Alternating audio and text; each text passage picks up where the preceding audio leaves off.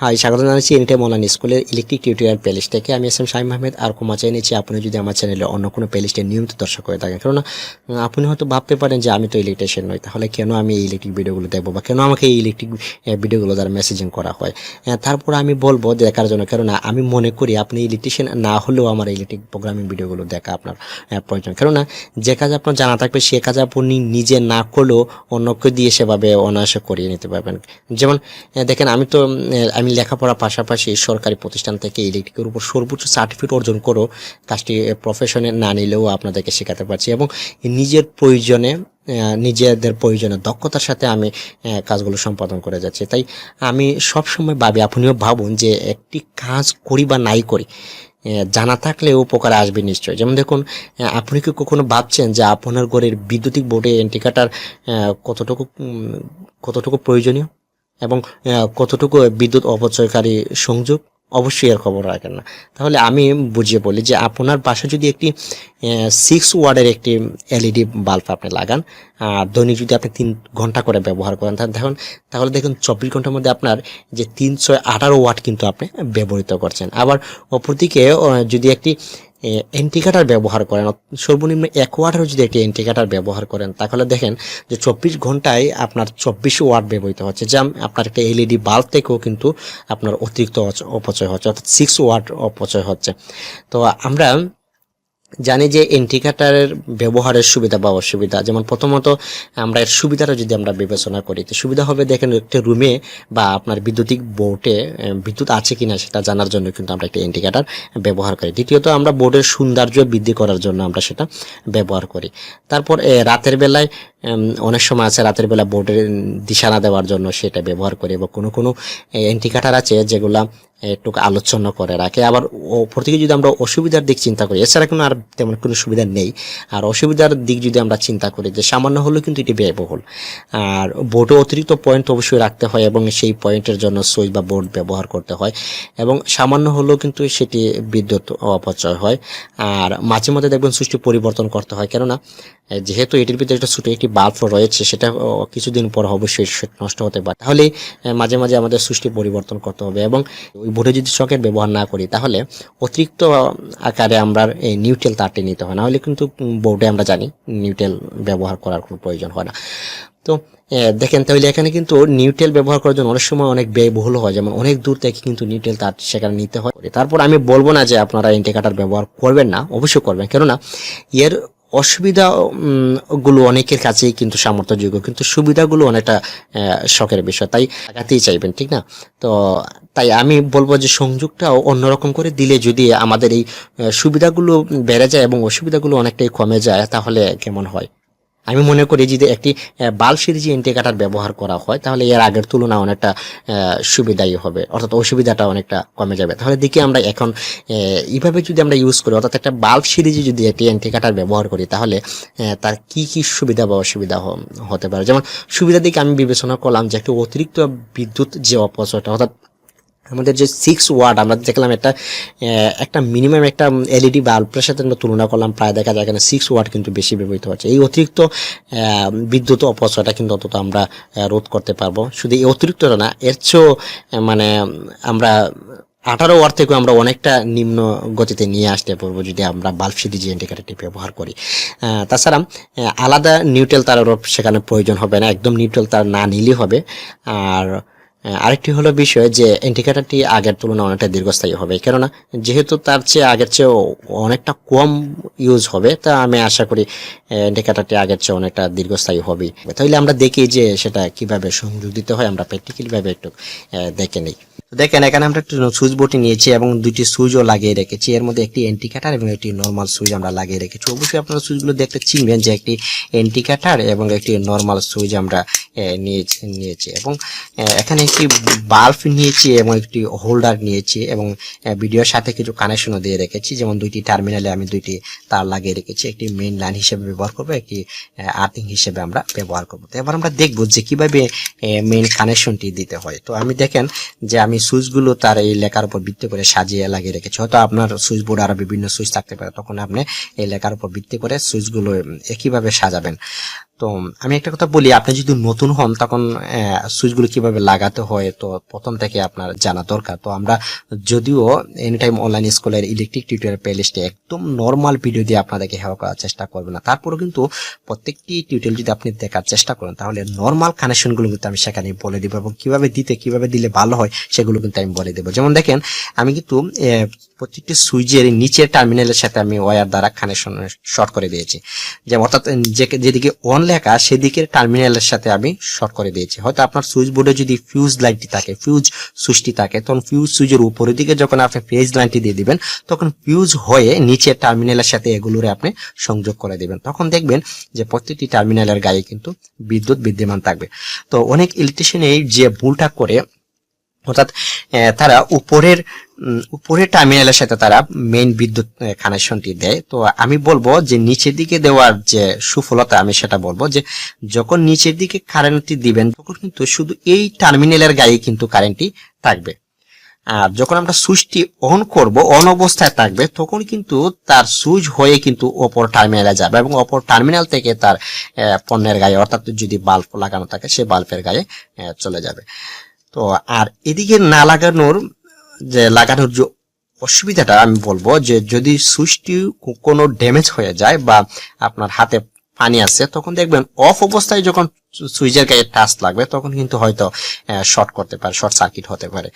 তো কেননা কারণ সুইচের উপরে যে টার্মিনালটা অফ লেখা যে টার্মিনালটি রয়েছে সেই টার্মিনালটির গায়ে কিন্তু একদম সুইচের যে বডির যে কানেকশনটি রয়েছে সেটি লাগানো থাকে, আর অন অবস্থার এই টার্মিনালের সাথে কিন্তু লাগানো থাকে না। যখন সুইচ দেওয়া হয় তখনই কিন্তু লাগানো হয়। এর জন্য আমি বলবো যে এই টার্মিনালের সাথে কানেকশন দেওয়াটা বেটার, তাহলে কিন্তু উপরের অংশের সাথে কোনো কানেক্ট পাবে না। যখন অন অবস্থা দিবেন, হতে পারে আপনি বলতে পারেন যে পানি থাকা অবস্থায় যখন সুইচ দিলে তো প্রবলেম হতে পারে।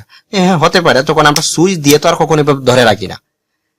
সুইচ দেওয়ার আগে কিন্তু যখন সুইচটি দেব তখন কিন্তু ধরে রাখি, এবং সুইচ যখন এদিকে চলে যাবে তখন হাতও চলে আসবে এবং কানেকশনটা পেয়ে যাওয়ার সাথে সাথে আমরা হাতও চলে আসবে। তখন প্রবলেমটা বেশি সময় ধরে অনুভব করার কোনো প্রয়াস থাকে না। তো আমরা নর্মাল ভাবে কানেকশনটি দিলাম, এইভাবে কিন্তু নর্মাল বাসা বাড়িতে আমরা যেভাবে প্যারালাল সার্কিটে আমরা কানেকশন তৈরি করি সেভাবে কিন্তু আমরা কানেকশনটি তৈরি করেছি, অর্থাৎ নিচের দিকে একটি সাথে আরেকটিকে আমরা কানেকশন করেছি। তো এবার আমরা জানি যে প্রত্যেকটি সুইচের গায়ে যখন আমরা প্রত্যেকটি পণ্য লাগিয়ে দিব, অর্থাৎ যদি আমরা এই বাল্বটি আমরা লাগাতে চাই তো বাল্বের সুইচটি আমরা সুইচের উপরের দিকে আমরা বাল্বের একটি লাইন দিয়ে দিব, আর একটি লাইন আমরা বাল্বেরই আশেপাশে যেখানে নিউট্রাল তারটি রয়েছে অর্থাৎ আর্থিং লাইন রয়েছে সেখানে আমরা এই লাইনটি আমরা সংযোগ দিয়ে দিব, আর এই লাইনটি আমরা উপরের দিকে দিয়ে দিব। তো এবং আমরা জানি যে একটা ইন্ডিকেটরের জন্য কিন্তু দুইটি লাইন প্রয়োজন হয়, একটা নিউট্রাল এবং একটি ফেজ লাইন প্রয়োজন হয়। তো এখানে কিন্তু আমরা ফেজ লাইন যদি আমরা একটি কানেকশন দিয়ে দেই, তো আমি এখানে একটি কানেকশন দিয়ে দিব। তো কানেকশনটি দিয়ে দিলাম। তো দেখেন এবার এই ইন্ডিকেটর কিন্তু মেইন কারেন্টটি পেয়ে গেল, কিন্তু নিউট্রাল কারেন্টটি কোথায় পাবে? আমরা তো বলেছি যে এই কানেকশনে আমরা কিন্তু নিউট্রালটি ইউজ করবো না, অর্থাৎ আমরা বিদ্যুৎ সাশ্রয়ের পাশাপাশি এমনকি নিউট্রাল তার সাশ্রয়ের ক্ষেত্রে বা বিভিন্ন সাশ্রয়ের ক্ষেত্রে কিন্তু এই কানেকশনটি আমরা শিখছি বা দেওয়ার চেষ্টা করব। তো আমরা নিউট্রাল ইউজ করবো না। তো নিউট্রাল কোথায় পাবে, অর্থাৎ ইন্ডিকেটরটি জ্বলতে নিউট্রাল কোথায় পাবে? অর্থাৎ নিউট্রাল এই বাল্ব সিরিজ হয়ে, অর্থাৎ একপাশে যে আমরা বাল্বের যে একপাশে নিউট্রাল লাগিয়ে রেখেছি আর এবং বাল্বটি যখন আমরা হোল্ডারে লাগানো থাকবে তখন নিউট্রাল লাইনটি বাল্ব হয়ে এই লাইন দ্বারা সবসময় কিন্তু এই জায়গাতে আমাদের বিদ্যুৎ অর্থাৎ নিউট্রাল অর্থাৎ আর্থিং লাইনটি প্রবাহ করবে। তো এই লাইন থেকে যদি আমরা এখানে একটু শর্ট করে দেই, অর্থাৎ একটি লাইন দ্বারা যদি আমরা ইন্ডিকেটরের সাথে শর্ট করে দেই তাহলে কিন্তু ইন্ডিকেটর এই বিদ্যুতের নিউট্রাল লাইনটি সবসময় পেয়ে যাবে। অর্থাৎ যখন বাল্বটি অফ থাকবে তখন কিন্তু বাল্ব সিরিজ হয়ে, অর্থাৎ বাল্বের গায়েও কিন্তু এক ধরনের কানেকশন দেওয়া থাকে, সেই কানেকশন হয়ে সিরিজ হয়ে নিউট্রাল লাইনটি এই লাইনে চলে আসবে। তখন কিন্তু দেখবেন যে ইন্ডিকেটরটি জ্বলতে আছে, অর্থাৎ একদিকে মেইন লাইন পাচ্ছে, অপরদিকে সেই নিউট্রাল লাইনটি পাওয়ার কারণে সে সবসময় জ্বলতে থাকবে।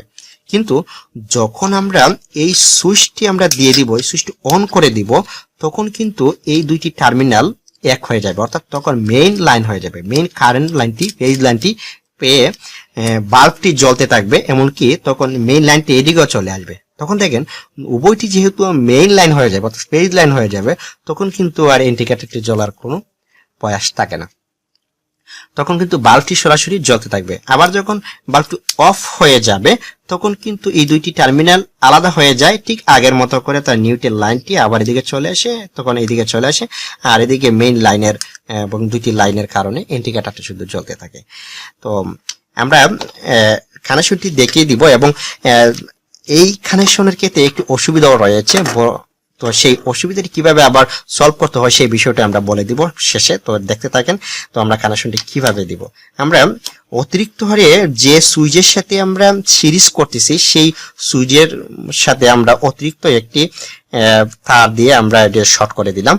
তো এবার আমরা ওই দুইটি লাইন, মেইন লাইন এবং আর্থিং লাইনটি আমরা মেইন আমাদের ওয়্যারিং এর সাথে আমরা লাগিয়ে দিব এবং মেইন সুইচ অন করব।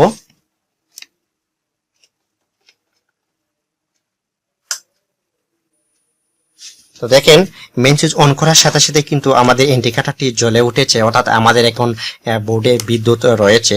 যখন আমরা বাল্বটি অন করব তখন দেখেন ইন্ডিকেটরটি কিন্তু আপনারা অবশ্যই দেখতে পাচ্ছেন যে বাল্বটি জ্বলে উঠছে, কিন্তু ইন্ডিকেটরটি তখন কিন্তু জ্বলবে না। আবার যখন আমি বাল্বটি অফ করে দিব তখন কিন্তু সাথে সাথে কিন্তু ইন্ডিকেটরটি জ্বলে উঠছে। আপনারা অবশ্যই লক্ষ্য করছেন যে ইন্ডিকেটরটি জ্বলে উঠছে, আর যখন আমি অফ করে দিব তখন কিন্তু ইন্ডিকেটরটি জ্বলবে না।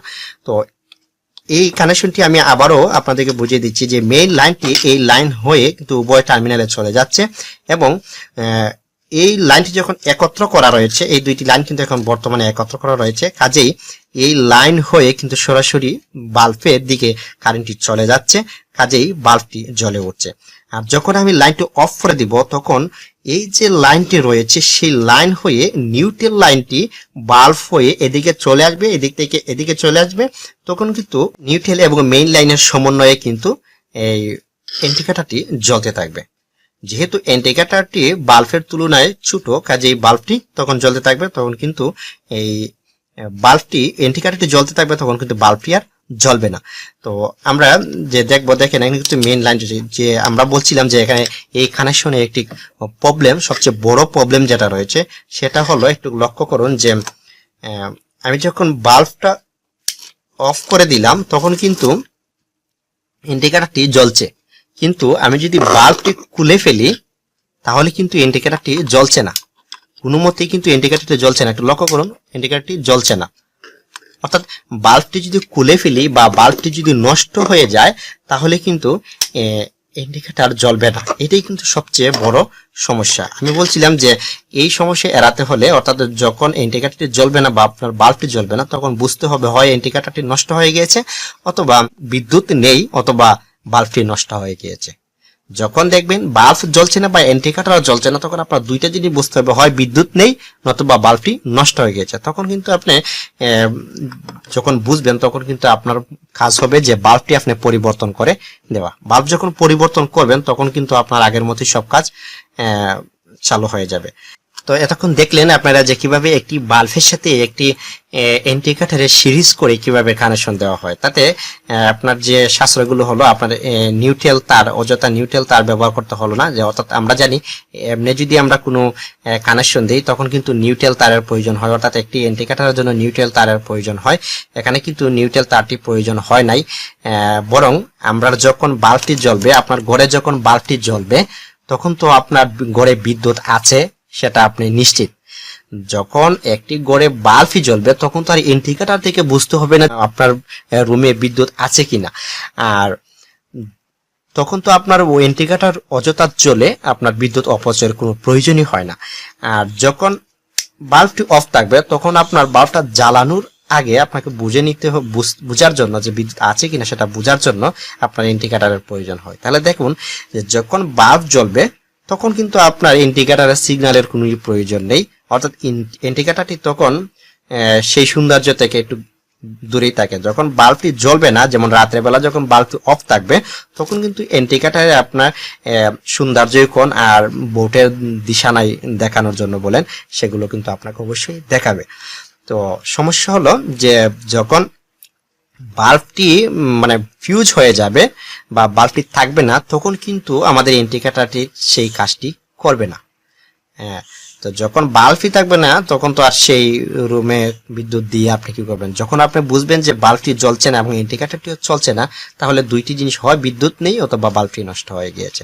তখন আপনি বাল্বটি পরিবর্তন করেই সহজে বুঝতে পারেন যে কানেকশনটি আবার ফিরিয়ে আনতে পারে। তো এই প্রবলেমটিও দূর করার জন্য আমি আরেকটি টিউটোরিয়াল তৈরি করব, যে টিউটোরিয়াল বা নেক্সট টিউটোরিয়ালে পাবেন যে সেই বাল্ব যদি ফিউজ হয়ে যায় বা বাল্ব না থাকে, তারপরেও কিন্তু আপনার সেই কানেকশনটি, সেই সাশ্রয়ী কানেকশনটি আপনার বিদ্যমান থাকবে। তো সেই টিউটোরিয়ালটি দেখার জন্য আপনি যদি আমাদের চ্যানেলে নতুন হয়ে থাকেন, তাহলে এখনই আমার চ্যানেল সাবস্ক্রাইব করে ফেলুন এবং পাশে থাকা বেল আইকনটি পোস্ট করে দিন, কেননা যখন আমরা সেই ভিডিওটি দিব তখন সাথে সাথে আপনি সেই ভিডিওগুলো পেয়ে যাবেন। শুধু যে ইলেকট্রিকের উপর ভিডিও তা না, আমাদের এই চ্যানেল থেকে কম্পিউটার, মোবাইল, ইলেকট্রিক তো আছেই, এবং ইলেকট্রনিক্স এবং দর্জি বিজ্ঞান, এছাড়া আরো বিভিন্ন যেমন ইন্টারনেট এবং বিভিন্ন টেক ভিডিও সহ আমরা এই চ্যানেলের মাধ্যমে, অর্থাৎ শিক্ষামূলক যে ভিডিওগুলো রয়েছে সেগুলো কিন্তু আমরা, শিক্ষামূলক বা টেকনিক্যাল ভিডিওগুলো আমরা সেই চ্যানেলের মাধ্যমে প্রোভাইড করে থাকি। তো বন্ধুরা, আমি বলবো যে সব ভিডিওগুলো পেতে আমাদের সাথেই থাকুন, এবং কোনো কিছু বুঝতে প্রবলেম হলে আমাদেরকে কমেন্টস করুন, আমরা সাথে সাথে বোঝানোর চেষ্টা করব। আর যদি আমাদের কোনো অভিমত দেওয়ার মতো থাকে তাহলে আমাদেরকে একটু বলবেন অবশ্যই। সেই পর্যন্ত ভালো থাকুন, সুস্থ থাকুন, আল্লাহ হাফিজ।